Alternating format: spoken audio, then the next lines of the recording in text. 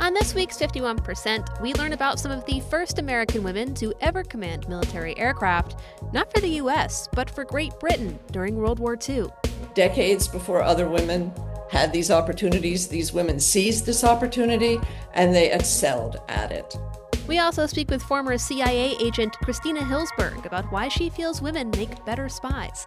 I'm Jessie King. It's all up next on 51%. I was standing around like one of those girls I had seen in a movie. The whole world was a movie back then. I had my sunglasses on, I wanted to be seen without seeing shy Lolita. I wasn't really in it, I didn't really get it. You're listening to 51%, a WAMC production dedicated to women's issues and experiences. Thanks for joining us. I'm Jessie King. Today we're bringing you a pair of interviews about powerful but little-known women in American history. Did you know, for example, that American women didn't start flying combat missions in the U.S. until the 1990s? Of course, women at that point had been flying for decades, including for the military. But even so, some of the first American women to fly military aircraft at all did so not for the U.S. military, but for Great Britain during World War II. Before the U.S. formally entered that war, Great Britain was desperate for pilots to transport aircraft between military bases. The Air Transport Auxiliary recruited pilots that were otherwise considered unsuitable for the Royal Air Force, including women. Our main guest today is journalist Becky Aikman, who has a new book out sharing the stories of some of those women called Spitfires, the American women who flew in the face of danger during World War II. Pulling from unpublished diaries, old letters, family stories, and in-person interviews, Aikman describes how dangerous this work was and why 25 American women jumped at the opportunity to do it. These pilots who went, there were 25 of them, and they were all experienced pilots from really different backgrounds who wanted to fly in the war. The United States hadn't yet entered the war, but it had already decided that it would not accept women pilots in the U.S. military. At this point, Great Britain was in desperate straits. The rest of Western Europe had fallen to Germany. Britain was standing alone. It was under constant attack from bombers every night. Many people killed, much destruction. They desperately needed aircraft and they desperately needed pilots. So they decided to start this rather ragtag operation that was called the Air Transport Auxiliary. They were willing to accept people who would not be accepted into the Royal Air Force. This would be people who had injuries, people who were too old to serve otherwise, foreign nationals, and even women. And the women in it were called Attagirls. Their job was to transport aircraft from factories where they were churning them out as fast as they could to airfields and bring severely damaged aircraft back from airfields to maintenance units where they could be repaired. This was one of the most dangerous jobs of the war. 1 in 7 of these pilots were killed in crashes. This is because these aircraft that were coming out of the factories so fast were barely tested, and they often failed in the air, leading to crashes. The aircraft that were coming back from frontline bombing missions were often shot full of holes. They had doors missing. They had parts taped together. Pilots did not know what might go wrong until they were high in the sky. This also led to many crashes. And the other factor that made the job so dangerous was British weather. It was very changeable. They would frequently wind up in zero visibility conditions, and they were not flying using instruments. So many pilots crashed into mountains or church steeples or anything that they might encounter when they weren't able to see. So it was a really tough job and a really dangerous job. It also was an exciting job for these pilots because they were in a position to fly up to 147 different models of aircraft, all of the latest, most advanced fighters, bombers, transport planes, you name it. They were very excited to get this experience in all these aircraft in the hope that someday they could get jobs after the war as pilots. I'm curious, how did you go about looking these women up and learning about them? Obviously, it was a long time ago now, but are any of them still with us? Did you get to meet them? It was really hard to track them down because they weren't famous after the war. They actually were rather famous during the war. They were written up a lot and covered a lot because it was considered so exciting and so noble for these women to do this work. But after the war, historians weren't paying attention to them, probably because they were flying in another country. So it was really hard to find information about them at first. A few of them had left diaries and letters to archives, and that was tremendously helpful to me. But most of them, I had to track down the families, and they were so excited to have their mothers and aunts finally being recognized that they went into attics and found a tremendous cache of diaries and letters and other keepsakes from the war that they were delighted to share with me. So I was able to really get inside the heads of these pilots because I had their most personal and emotional reflections on everything that was happening. I was very fortunate that way. By the time I started the book, only one of the pilots was still living, and I have had the privilege of interviewing her. She is now the last surviving transport pilot in the world at the age of 106, and still has a very sharp memory of the war, which was the highlight of her life, as it was for most of the women. Also, family members shared memories that their mothers and aunts had shared with them about it. So it took a lot of work, but eventually I was able to really tell their story in the most intimate way. I just felt I knew these women as if they were my closest friends by the time I was writing it. Well, tell me a little bit more about some of the women you feature here and what they did. One of the things I love the most about this story is that these women came from a complete cross-section of America. Most of the women who flew in Great Britain were from very aristocratic upper-class backgrounds because that's who could afford to learn to fly. The women in my story range all over the place. There was one who was a crop duster, and she earned extra money by performing a mock striptease in air shows, where she would make passes over the airfield and toss items of clothing out of the cockpit. Then she would land fully clothed. There was another who was a debutante from one of the wealthiest families in America, the family of the Western Union fortune. She did not like that future that was before her. She was attracted to women rather than to men. And when she discovered flying, it gave her a great freedom to break away from those family expectations. And during the war, she was able to live as she pleased, far away from home. There was another pilot named Dorothy Fury. She had a very impoverished background in New Orleans. She had only an 8th grade education, but she was well self-educated. She was also very beautiful.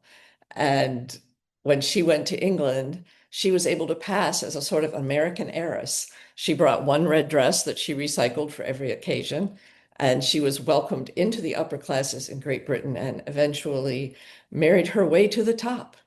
I'll give you another one. Her name was Anne Wood. She was the president of her college class and was very much like women today. She wanted a serious career in government or diplomacy or something like that.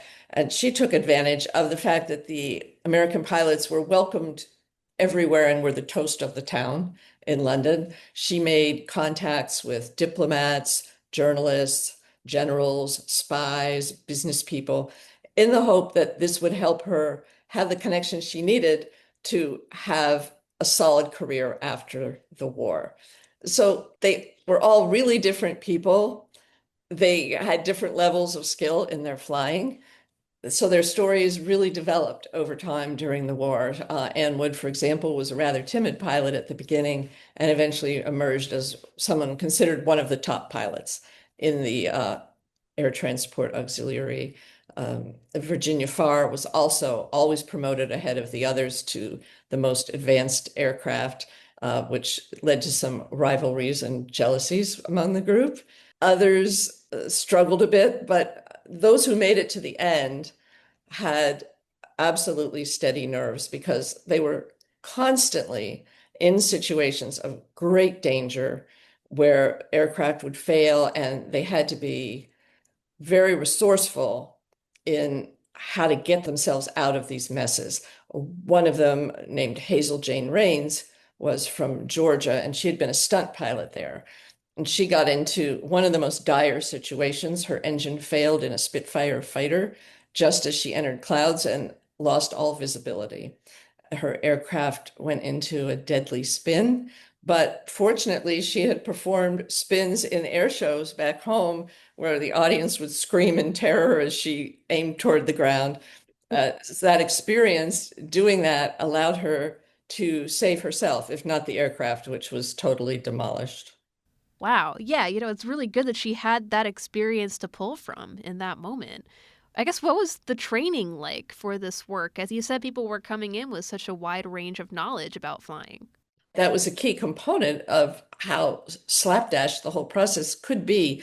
When they got to Britain, they would be trained in 4 different classes of aircraft, starting with very simple single engine aircraft that were used for training purposes.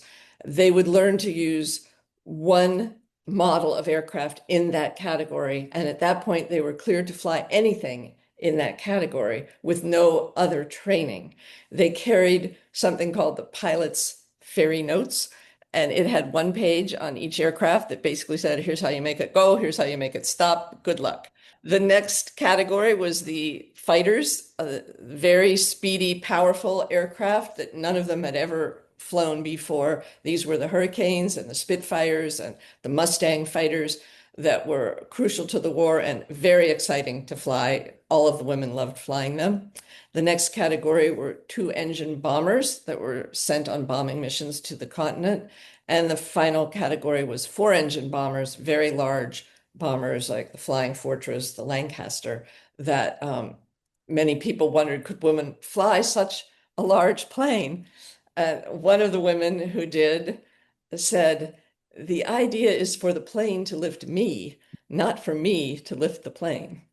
You said a lot of these women were hoping to find jobs as pilots in the U.S. after the war. How did that work out for them?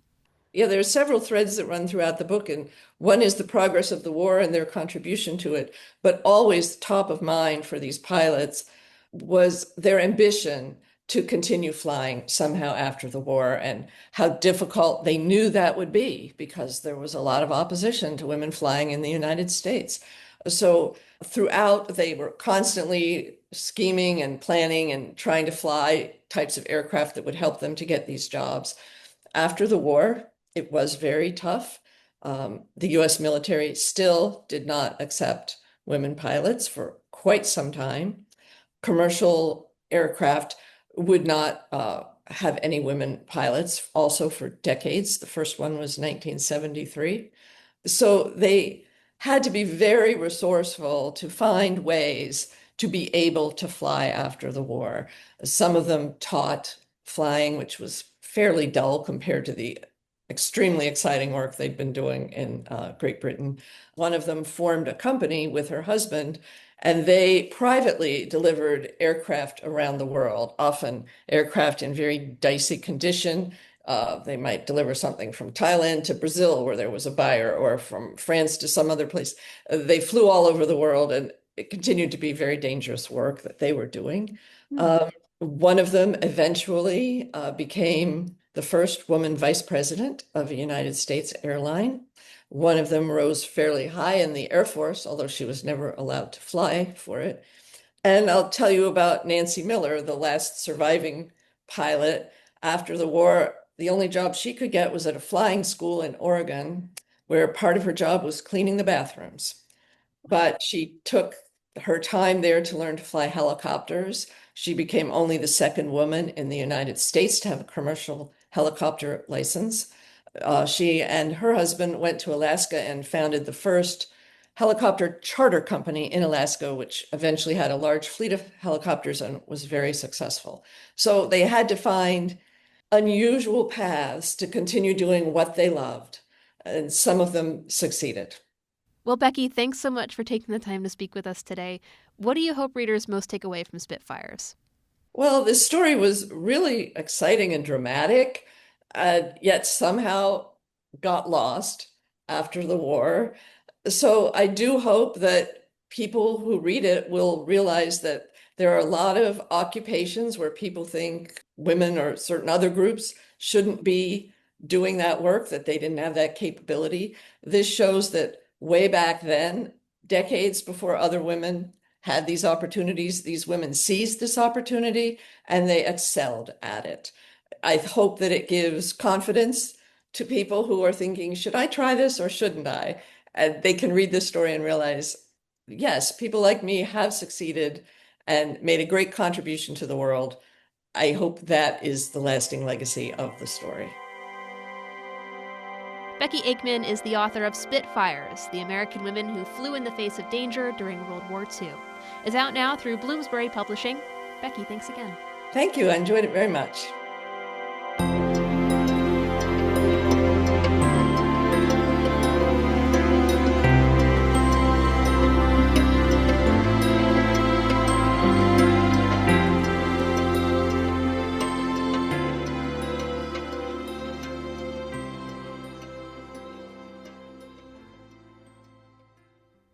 Our next guest is Christina Hillsberg, a writer who has been researching the history of America's women's spies. Technically, she's one of them. Hillsberg is a Swahili and Zulu linguist who spent nearly a decade working for the CIA in Africa, collecting information and providing analytic assessments on African politics for the U.S. When we think of spies, the first image that often comes to mind is James Bond, and then perhaps his Bond girls. But first off, Hillsberg says espionage doesn't often look like it does in the movies. I mean, sometimes it does, but there's a notable lack of Hollywood-scale explosions and high-speed car chases that undoubtedly would get you noticed in the real world. And two, women in espionage are not just arm candy. They've been doing great work for decades, and in some ways, Hillsberg says they're better equipped to be spies. She highlights some of the CIA's most notable women in her new book, Agents of Change, The Women Who Transformed the CIA. For women in particular, it has long been a fight of proving our worth. Okay, so women were in operational training at the farm as early as the 1960s, but it was a very small percentage. And, like 4% of every class. So if you had a class of 90, there were only a handful of women. And then a woman had to prove her ability to run operations, to be in the field. And she often had to find a man who was an ally and was willing to sponsor her to go through operational training, a chief of station who wanted to have a woman. And I say a woman because usually if they had one, they checked the box. But it took a long time for women to have equal opportunities at the CIA. And so I trace that evolution from 1960 to present day in the book. Well, tell me about some of these women who, as you say in the book, transformed the CIA. Most of them I didn't know during my time there, with the exception of one, and I got to know her on a much deeper level through interviewing her. But it was fantastic to interview women across generations. There is something really special about talking with a woman in her 80s about her experience at the CIA in the 60s and 70s. And, feeling that bond and those parallels, for better or worse, with my experience some decades later. So when I started in 1960, I introduced the reader to three primary women. There's Lucy, who was a Wellesley graduate graduated with the world seemingly at her feet, wanted an international career, thought she'd join the Peace Corps, very similar to my own story, and coincidentally fell into a CIA career just as I did. And so I trace her story going into China ops, doing covert influence campaigns. And then I also talk about a woman named Janine Bruckner, who became very important to the women's movement within the CIA and was responsible for a watershed moment when she actually sued the agency after she was wrongfully accused of sexual harassment later in the 90s. So we follow her upward trajectory and then unexpected downfall in the way she turned that around in her life. And really, really fascinating story. And then the third woman that we start with is a woman named Marty Peterson, who was the first woman to operate clandestinely in Moscow in the 70s.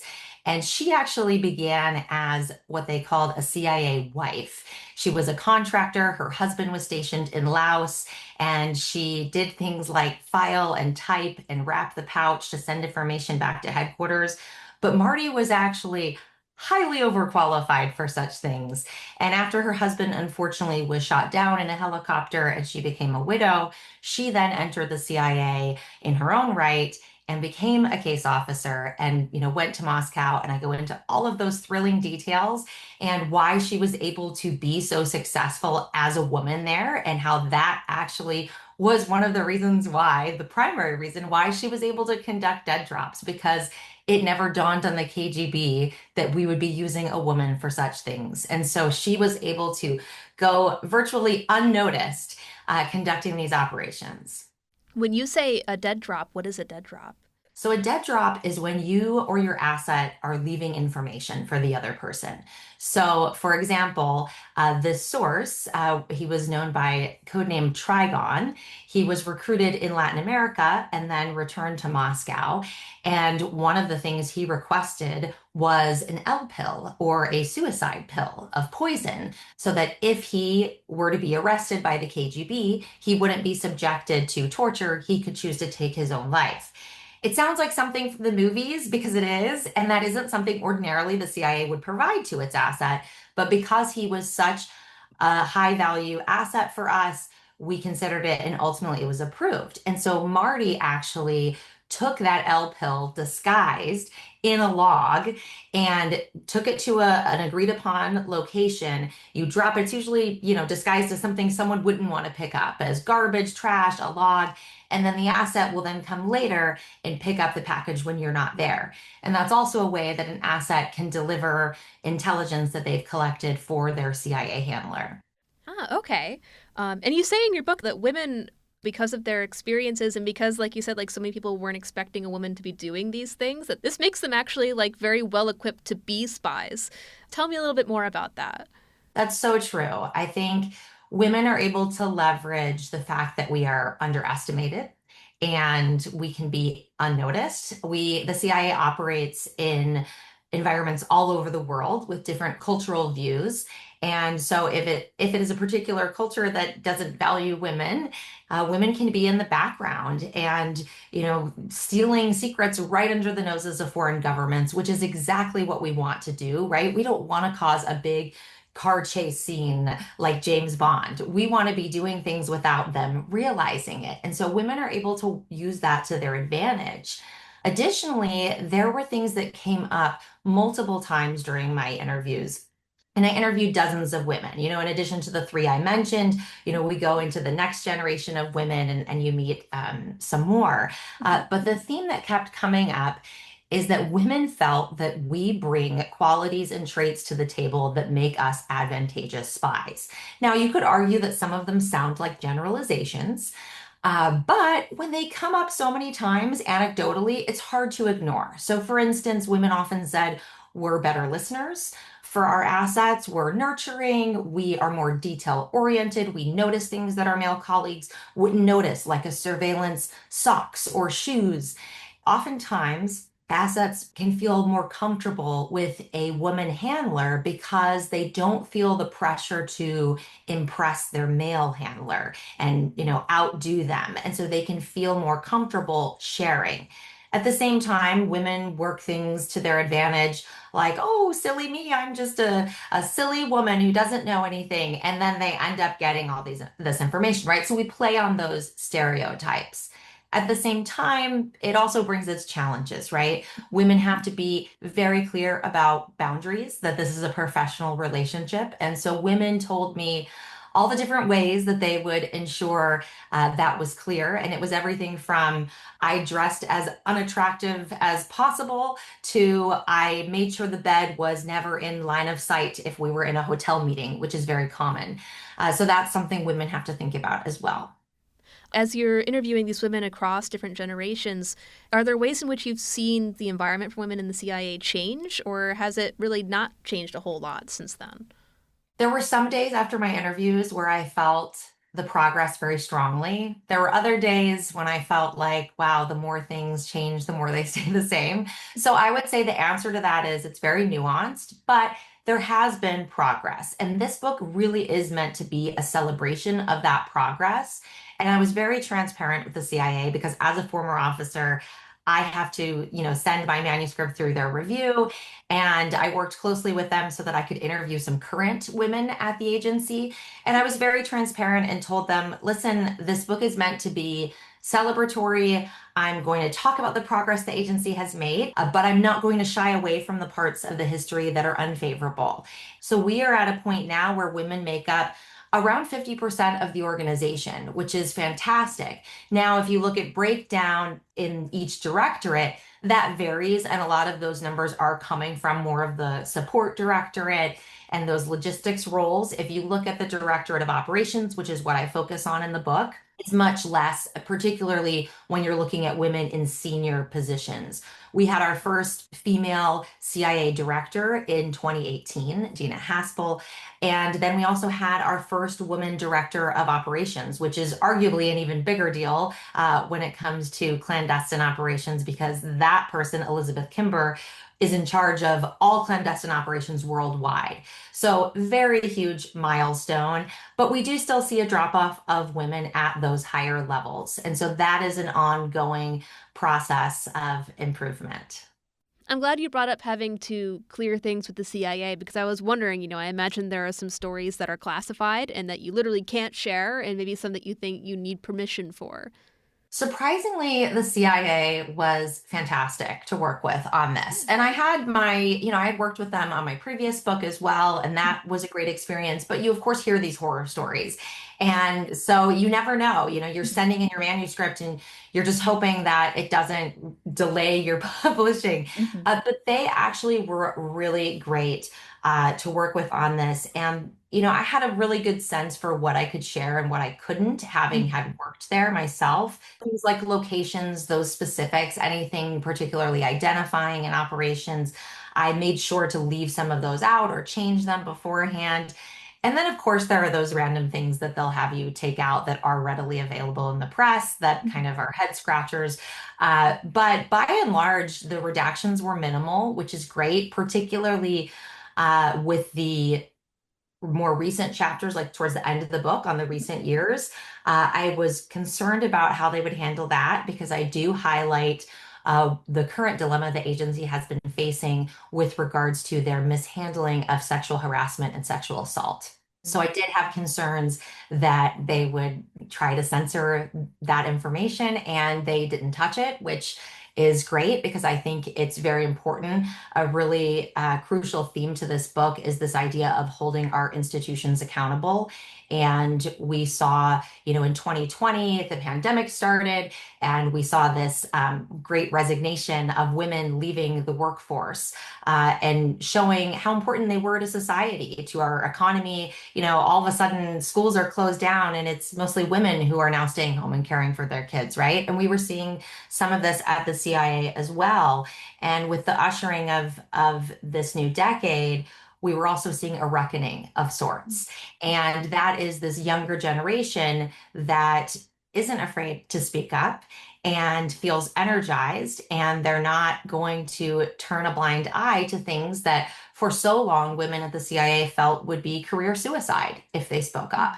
And it was. I mean, if you look at Janine Bruckner, who I profile in the book, case in point, so that actually really came to a head, and we have seen some concrete progress on that. Congress passed the Intelligence Authorization Act, which calls for a mechanism, a reporting mechanism for CIA to actually report sexual harassment and assault to Congress. There's congressional oversight, and I think that's very important because when you look at an environment that is male dominated, but then you also add the layer of secrecy, and that makes it very complex because for years, women were discouraged from going to law enforcement because they had to deal with this idea of being undercover.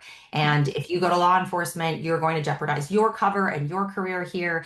You will jeopardize your colleagues cover who you're accusing, and it's a federal crime to release an agency officer's name, who's undercover, and so a lot of intimidation. So having those women come up and speak up rather, and go to Congress and establish this is very important. So that is a big step towards progress as well. Well, Christina, thanks so much for joining us and speaking with us today.